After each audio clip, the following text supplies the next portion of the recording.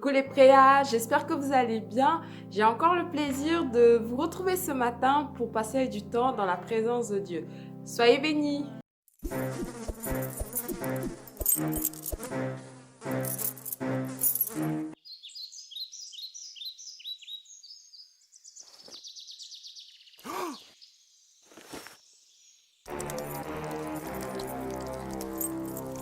Dix lépreux sont en chemin et on les entend de loin. Lépreux, attention, évitez la contagion. Personne ne doit s'approcher et encore moins les toucher. Quelle misère et quelle odeur, oui, ils font vraiment très peur. Ils voient Jésus arriver et ils se mettent à crier. Jésus, Jésus, aide-nous, nous sommes si seuls, guéris-nous.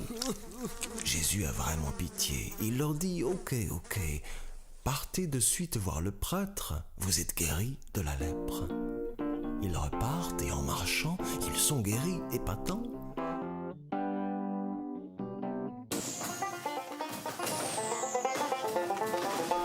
Les lépreux sont très heureux, bientôt ils seront chez eux.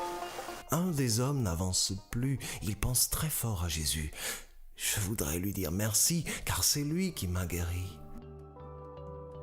Lui seul repart en arrière, Jésus en est super fier. À Jésus je dis merci, oui, il a changé ma vie.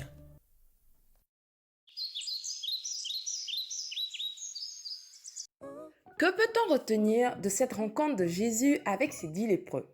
Premièrement, on voit que les lépreux avaient la foi. Même s'ils se sont tenus à distance, les lépreux sont allés à la rencontre de Jésus. Mais vous vous rappelez, à l'époque, la lèpre était une maladie très grave. Donc normalement, ils n'avaient même pas le droit de s'approcher des gens qui n'étaient pas lépreuses. Et pourtant, ces lépreux sont allés à la rencontre de Jésus. On peut voir aussi que les lépreux avaient la foi de prier, puisqu'ils ont crié à Jésus et qu'ils lui ont demandé d'avoir pitié d'eux. Les lépreux avaient aussi la foi d'obéir à la parole de Jésus. Jésus leur a seulement dit d'aller se montrer au sacrificateur et ils y sont allés sans poser de questions. Ça veut dire en fait qu'ils avaient la foi en la parole de Jésus. Parce qu'ils ont cru et obéi à la parole de Jésus, ils vont vivre un grand miracle. Ils vont premièrement vivre la réponse à leur prière et le miracle de la guérison de la lèpre. Maladie qui était à l'époque, si vous vous rappelez, incurable. On ne pouvait pas en guérir, on pouvait seulement en mourir. S'ils ont été tous guéris, pourtant, un seul reviendra vers Jésus. Pourquoi? Pour lui dire merci. C'est-à-dire que cet homme était reconnaissant envers Jésus pour ce qu'il avait fait pour lui, pour l'avoir guéri de la lèpre. Pour la plupart d'entre nous, nous avons des personnes très spéciales dans nos vies, nos parents. Penses-tu que tes parents sont obligés de te faire à manger? Penses-tu qu'ils sont obligés de t'acheter, je sais pas, le t-shirt que tu veux, ou le jean que tu veux, ou la robe que tu veux? Penses-tu que tes parents sont obligés de t'acheter un téléphone? Penses-tu que tes parents sont obligés en fait de subvenir à tes besoins, de t'amener en vacances et tout simplement prendre soin de toi? Non, nos parents ne sont pas obligés de faire toutes ces choses-là parce que nous savons qu'il y a des parents dans ce monde qui ne le font pas. Donc si nos parents font toutes ces choses-là pour nous, c'est pas parce qu'ils sont obligés, mais c'est parce qu'ils nous aiment. Jésus n'était alors pas obligé de guérir ces lépreux, mais il a guéri ces lépreux parce qu'il a eu compassion d'eux. Il les a guéris par amour. Et pourtant, malgré cela, seul un d'entre eux reviendra pour dire merci à Jésus.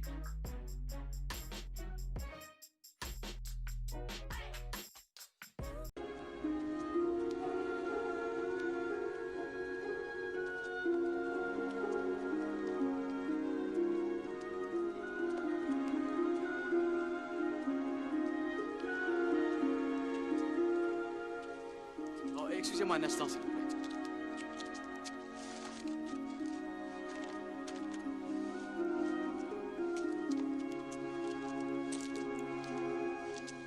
Qu'est-ce que t'as donné à Steve? Bon, bah c'est rien, c'est juste quelques petites pièces de monnaie.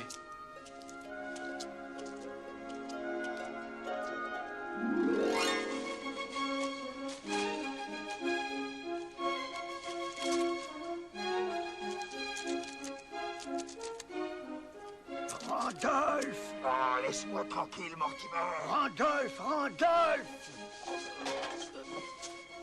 J'ai banni toute conversation entre nous. Regarde ça.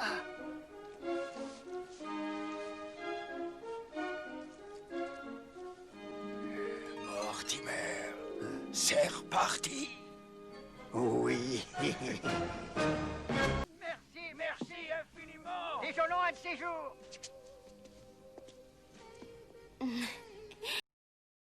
Imagine que tu es dans une situation difficile, impossible, sans solution. Et une personne arrive de manière extraordinaire et te donne la solution que tu ne trouvais pas. Ce que tu ressentiras sur le moment, ce sera le soulagement, la joie. Et la première chose que naturellement on a envie d'exprimer envers cette personne, eh bien, c'est de lui dire merci. La Bible nous dit que sur les 10 lépreux, seulement un seul d'entre eux reviendra sur ses pas en glorifiant Dieu. Ça veut dire en fait, il louait Dieu et disait les bienfaits de Dieu. En glorifiant Dieu, comment? À haute voix, il va venir se jeter aux pieds de Jésus et va rendre grâce à Jésus. Si la Bible ne nous dit pas pourquoi il n'y a qu'un seul lépreux qui est revenu sur ses pas, nous pouvons définitivement apprendre quelque chose de très important de l'histoire de ce lépreux. Ce que j'aimerais que tu comprennes ce matin, c'est que premièrement, Dieu ne nous doit rien, absolument rien. Et pourtant, Dieu nous donne la vie, Dieu nous donne la santé, Dieu nous garde, Dieu prend soin de nous. Dieu nous donne tellement de choses et pourtant, il ne nous doit absolument rien. Deuxièmement, Dieu répond à nos prières lorsque nous prions, lorsque nous demandons quelque chose à Dieu. Il n'est pas obligé de le faire et pourtant, nous le savons tous et la plupart d'entre nous, nous l'avons expérimenté. Dieu répond à nos prières, à toutes nos prières. Alors, si Dieu ne me doit rien et pourtant il me donne tellement de choses, alors c'est normal qu'en retour, je lui dise tout simplement merci. Lorsque quelqu'un me donne un petit gâteau, des petites choses dans la vie, dans le quotidien, je suis capable de dire merci. On m'a appris à dire merci.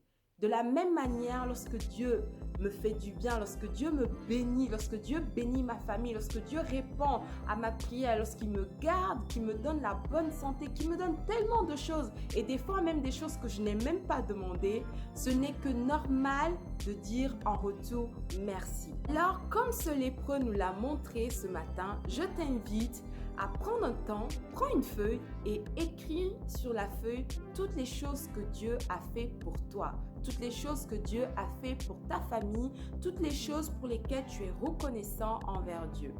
Et élève ta voix comme ce lépreux l'a fait et loue Dieu, dis merci à Dieu pour toutes ces choses-là. Et je suis persuadée que déjà tu seras très étonné de la longue liste que tu vas faire des choses que Dieu fait dans ta vie. Alors, à ton tour cette semaine, je te mets au défi de ne pas te taire, de réaliser toutes les choses que Dieu a faites dans ta vie, que ce soit des petites choses comme de grandes choses, et d'élever ta voix et de louer le Seigneur pour cela.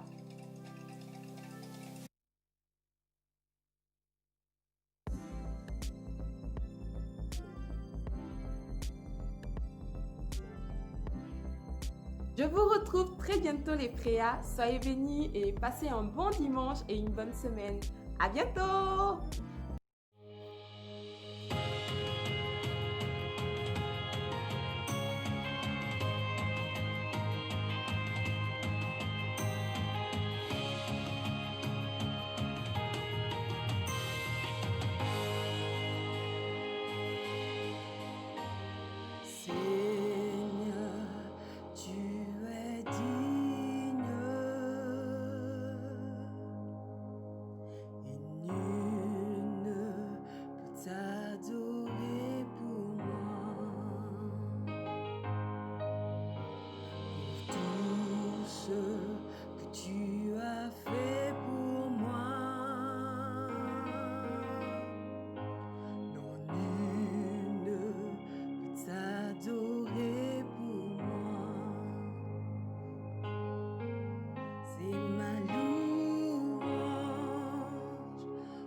reçois ma louange, toute ma louange,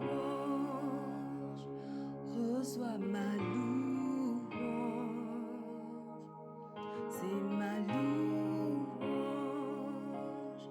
toute ma louange, reçois ma louange, toute ma louange. Seigneur, tu es digne, et nul ne peut t'adorer pour moi. Pour tout ce que tu as fait pour moi, non, nul ne peut t'adorer pour moi. C'est ma louange, toute ma louange, reçois ma louange.